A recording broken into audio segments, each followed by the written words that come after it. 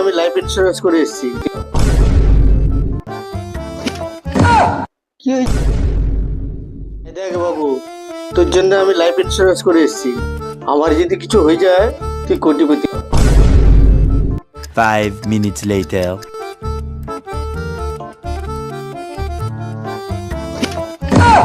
কি হয়েছে রে বাবু?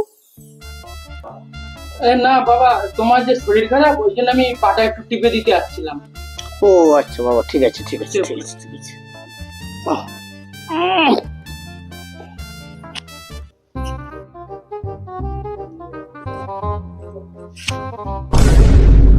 আবার কি হলো তোর?